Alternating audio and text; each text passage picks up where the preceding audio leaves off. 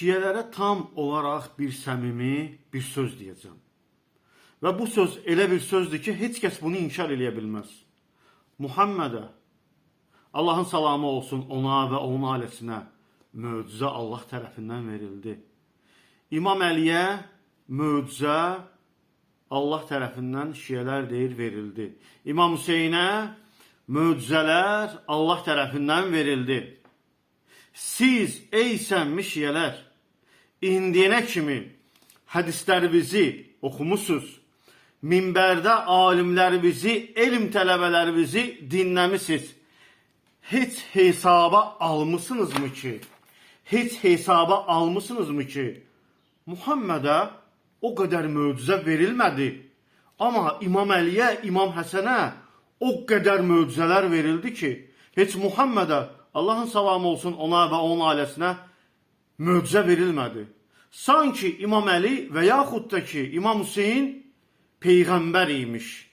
Baxın, bu elə belə deyil. Şiə inancına görə İmam Əli bütün peyğəmbərlərin yanında olmuşdu. Yusufu quyudan çıxartmışdı.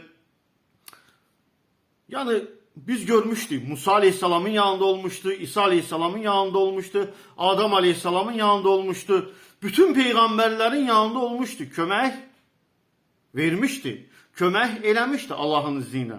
Yəni bu şiə kitablarındadır. Ey səmimi şiələr, hesaba alın.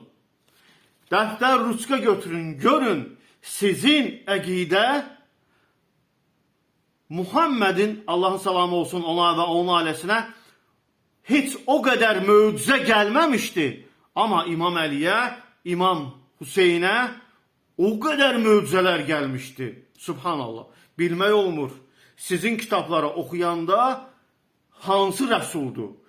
İmam Hüseyin rəsuldur, yoxsa Muhammed rəsuldur? Allahın salamı olsun onlara və onların ailəsinə.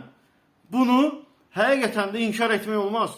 Bütün xütbələrimizdə, bütün kitablarınızda İmam Əli möcüzə etdi, İmam Hüseyin möcüzə etdi. Bəli, Allahın rəsuluna da rast gəlinir sizin kitablarınızda ki, Allahın rəsulu da möcüzə etdi. Amma vallahi bunları hesaba alanda biz görürük ki, ən çox və ən çox möcüzə görsədən ya İmam Əlidir, ya da İmam Hüseyindir.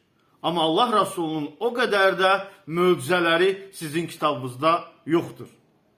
Bu düşüncə ilə, bu dinlə, bu əqidə ilə Allaha necə gedib çatacaqsınız? Allah aləm. Səhv deyirəm, deyin ki, səhv deyirəm.